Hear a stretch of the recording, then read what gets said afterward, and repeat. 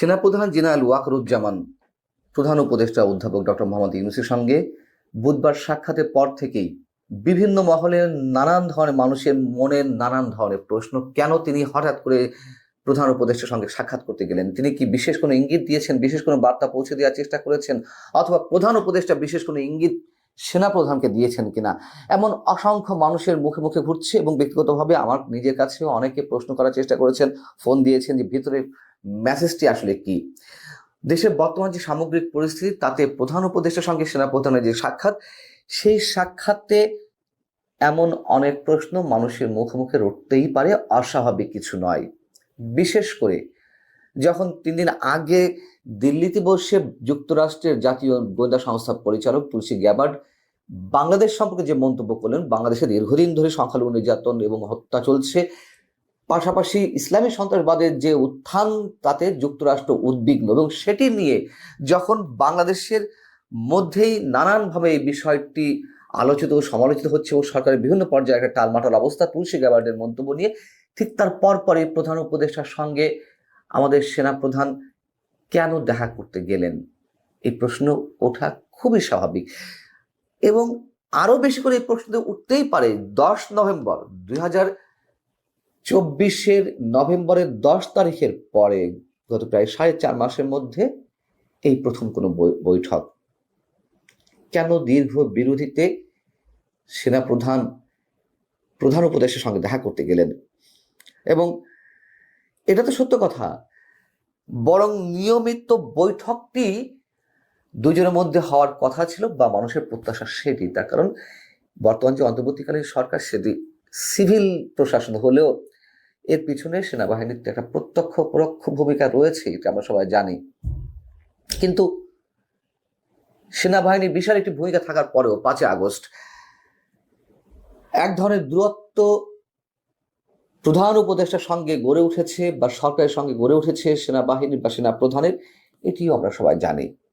বিশেষ করে নির্বাচন ইস্যুতে দূরত্ব এতটাই ঘনীভূত হয়েছে যে সরকারের বিভিন্ন উপদেষ্টা থেকে শুরু করে বৈষম্য বিরোধী আন্দোলনের যারা সামনের সারির ছাত্র সমন্বয়ক ছিলেন, বা এখন যারা জাতীয় নাগরিক পার্টিতে আছেন, তারা ন্যাকেডলি নানান ধরনের মন্তব্য করছেন, যা এর আগে কখনো সেনাবাহিনী সম্পর্কে এ ধরনের মন্তব্য করতে আমরা দেখিনি।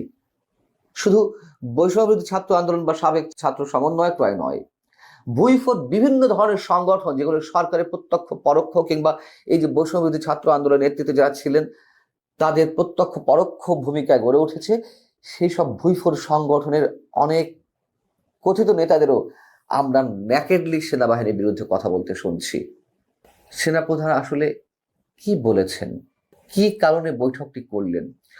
অনেকের মনে হতেই পারে যে গত সম্ভবত 3রা মার্চ অথবা 4ঠা মার্চ তিনি সেন্ট্রাল আফ্রিকান রিপাবলিকানে 3 দিনের সফরে গেলেন। সেখানে তিনি বিভিন্ন গুরুত্বপূর্ণ বিষয়ে বৈঠক করেছেন, দ্বিপাক্ষিক বিষয়ে, এবং সেখানে শান্তিরক্ষা মিশনে, জাতিসংঘের শান্তিরক্ষা মিশনে বাংলাদেশে যে সদস্যরা কাজ করছেন, তাদের কার্যক্রমও তিনি পরিদর্শন করেছেন।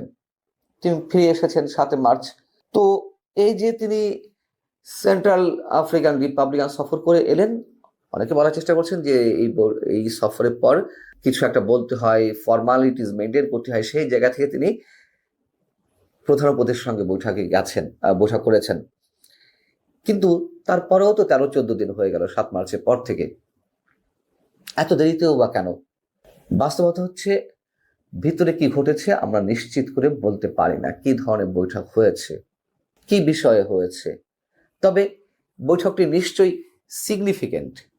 এবং যে কথাটি বলছিলাম, যে জাতীয় নাগরিক পার্টির নবগঠিত যে দল, তাদের যে নেতাদের যে ভাষায় সেনাবাহিনীকে আক্রমণ, এবং উপদেষ্টাদের পক্ষ থেকে ইভেন যেদিন বৈঠক হয়েছে সেই দিনও আমরা ধরে নিতে পারি যে সেনা প্রধানের সঙ্গে সরকারের বা প্রধান উপদেষ্টার ভালো সম্পর্ক রিবিল্ডের কোনো সম্ভাবনা নেই, বা এখনো সেটি হয়নি। যদি হতো, সেই মেসেজটি সবার কাছে চলে যেত এবং এই ভাষায় আক্রমণ করা হতো না সেনাপ্রধানকে বা সেনাবাহিনীকে।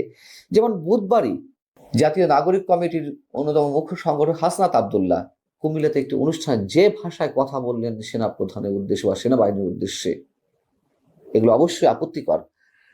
এবং তারা সেনাবাহিনীর একেবারে পাল্টা বা মুখোমুখি অবস্থানে দাঁড়িয়েছে। কি কারণে?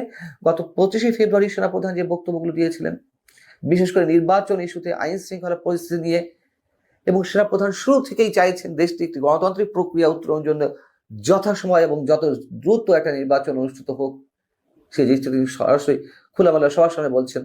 এবং 25 ফেব্রুয়ারি যে কথাগুলো বললেন, তারপর থেকেই এই যে সরকারের বিভিন্ন উপদেষ্টা এবং ছাত্র সমন্বয়কদের মুখ থেকে যে ধরনের আক্রমণাত্মক বক্তব্য বেরোচ্ছে, এটা আমাদের জন্য অ্যালার্মিং। হাসনাত আব্দুল্লাহ যে ভাষায় কথা বলেছেন, সেই যে শব্দগুলো ইউজ করেছেন, সেই শব্দগুলো এর আগে আরো একাধিক উপদেষ্টা ইউজ করেছেন। বর্তমান তথ্য উপদেষ্টা মাহফুজ আলম ইউজ করেছেন, স্থানীয় সরকার বিষয়ক উপদেষ্টা আসিফ মাহমুদ ইউজ করেছেন। যেই কথাটি আসলে বারবার ঘুরে ফিরে আসছে তাদের মুখে। হাসনাত আব্দুল্লাহ সর্বশেষ যে কথাগুলো বলেছেন যে আওয়ামী লীগকে পুনর্বাসনের চেষ্টা করা হচ্ছে উত্তরপাড়া থেকে। উত্তরপাড়া বলতে সেনাবাহিনীকে বোঝানো হয়, এটা আমরা সবাই জানি, ক্যান্টনমেন্টকে বোঝানো হয়। এটি আর রাগ ঢাকার কিছু নেই। এবং তারা যে ভাষায় যে টোনে আক্রমণগুলো চালাচ্ছে, এইগুলো শুরু হচ্ছে যে বললাম যে 25 ফেব্রুয়ারি সেনাপ্রধানের বক্তব্যের পর থেকে একেবারে খোলামেলাভাবে তারা বিভিন্ন ধরনের মন্তব্য করছে। কিন্তু কেন এটি করছে এটা তো আমরা সবাই জানি। এই সাবেক ছাত্র সমন্বয়করা বা জাতীয় নাগরিক পার্টি বা সরকারের কোনো কোনো উপদেষ্টা চাইছেন নির্বাচন বিলম্বিত করতে। সেনাপ্রধান কেন খুব দ্রুত নির্বাচন অনুষ্ঠানের কথা বলছেন, তিনি কেন এর মধ্যে আগ বাড়িয়ে কথা বলছেন, এই ধরনের অ্যাটিটিউড তাদের মধ্যে কাজ করছে। এবং কোনো অবস্থায় তারা আওয়ামী লীগকে পুনর্বাসিত হতে দেবে না। সেনাপ্রধান কি বলেছেন, সেনাবাহিনী কি বলেছে যে আওয়ামী লীগকে তারা পুনর্বাসিত করতে চায়? নানান ধরনের গুঞ্জন, নানান ধরনের বক্তব্য তো আমাদের সামনে আসছে, গুজবও আসছে। আর যদি আওয়ামী লীগ কার মাধ্যমে পুনর্বাসিত হলো কি হলো না সেটা বড় কথা না। কেন আওয়ামী লীগের রাজনীতি থাকবে না? আওয়ামী লীগ কি নিষিদ্ধ কোনো দল?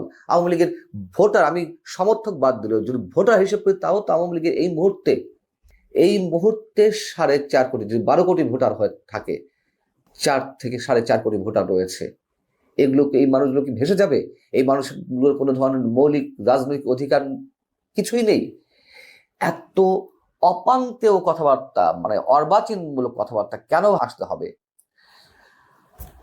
হাসনাত আব্দুল্লাহ এমন ইঙ্গিত দিয়েছে, মানে সরাসরি বলেছেন নির্বাচন তারা চায় না। এটি যে কত গভীরে গিয়ে তারা ভাবনা চিন্তা করছে তাই স্পষ্ট দুজনের বক্তব্য। নাহিদ ইসলাম একই দিনে একই ধরনের বক্তব্য দিয়েছেন। হাসনাত আব্দুল্লাহ বলছেন যে অন্তর্বর্তী সরকারের প্রতি আহ্বান থাকবে 5 থেকে 6টি ধাপে স্থানীয় সরকার নির্বাচন আয়োজনের মাধ্যমে প্রশাসনের স্বচ্ছতা পরীক্ষা করুন। ওরা যা চাইবে তাই হবে। জাতীয় নির্বাচনের আগে স্থানীয় সরকার নির্বাচন হবে, এখনো তারা বলার চেষ্টা করছেন।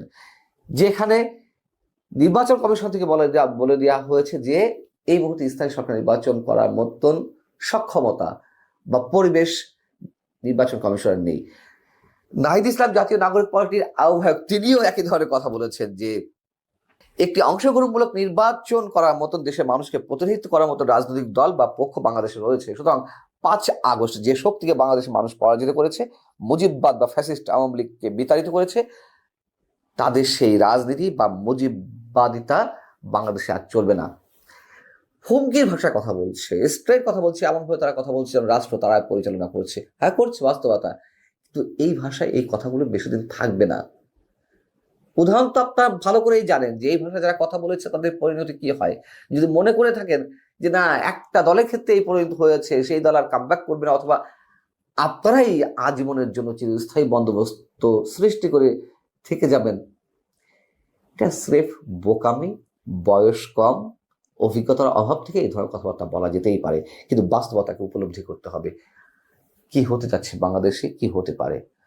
সেনাপ্রধানের এই বৈঠকটি আমি মনে করি সাধারণ কোনো বৈঠক নয়, মেসেজ আছে নিশ্চয়ই।